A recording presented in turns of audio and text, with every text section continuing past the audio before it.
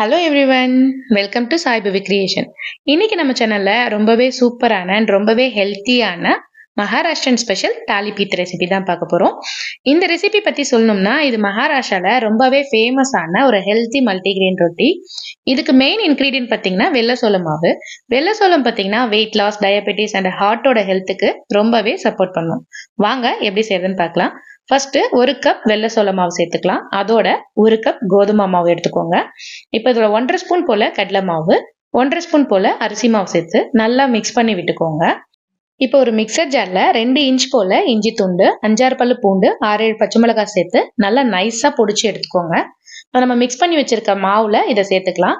இதோட ஒரு கப் போல பொடியா நறுக்கின வெங்காயம், ஒரு கப் துருவின கேரட், 1.5 கப் துருவின சுரைக்காய், இதோட பொடியா நறுக்கின கொத்தமல்லி ஒரு கப் சேர்த்துக்கோங்க. இப்போ இதுல ஒரு ஸ்பூன் போல சீரகம் சேர்த்துக்கலாம். அதோட ஒரு ஸ்பூன் எள்ளு சேர்த்துக்கலாம். இப்போ ஓமம் சேர்க்கணும். ஓமம் பார்த்தீங்கன்னா ஒரு 1/2 ஸ்பூன் போல எடுத்து நல்லா இந்த மாதிரி மேஷ் பண்ணி உள்ள சேர்த்துக்கோங்க. அது கூடவே தேவையான அளவு உப்பு சேர்த்துக்கலாம்.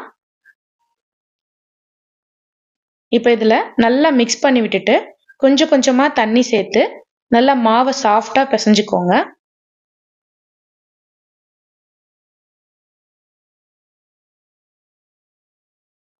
இது கூடவே இப்போ மஞ்சத்தூள் ஒரு ஸ்பூன் சேர்த்துக்கலாம்.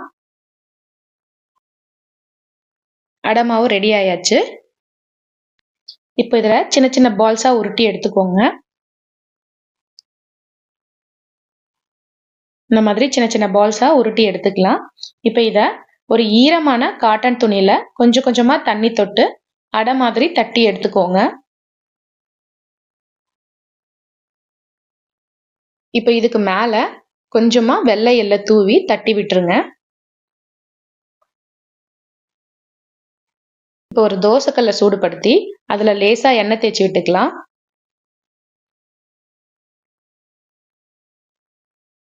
கல்லு சூடானதும் தட்டி வச்சிருக்க அடைய அந்த துணியோடைய அப்படியே திருப்பி போட்டுடுங்க.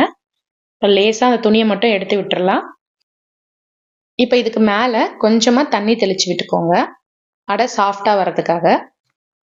அதோட ஒரு ஸ்பூன் போல எண்ணெய் சேர்த்துக்கலாம். இது நல்லா வேக விட்டுட்டு ஒரு பக்கம் வெந்ததும் அடுத்த பக்கத்துக்கு திருப்பி போட்டுக்கோங்க. பாருங்க, நல்லா ரோஸ்ட் ஆயாச்சு. அதே மாதிரி 2 பக்கமும் வேக வச்சு எடுத்துருங்க. இப்போ இதை ஒரு பிளேட்டுக்கு மாற்றி சர்வ் பண்ணலாம். இதுக்கு பெருசாக சைட் டிஷ் தேவையில்லை. கொஞ்சமாக பட்டரும் அண்ட் தயிரும் இருந்தால் மட்டுமே போதும். சூப்பரான ஹெல்த்தியான தாலிபீத் ரெசிபி ரெடி. ரொம்பவே சாஃப்டான தாலிபீத் ரெசிபி ட்ரை பண்ணி பாருங்க.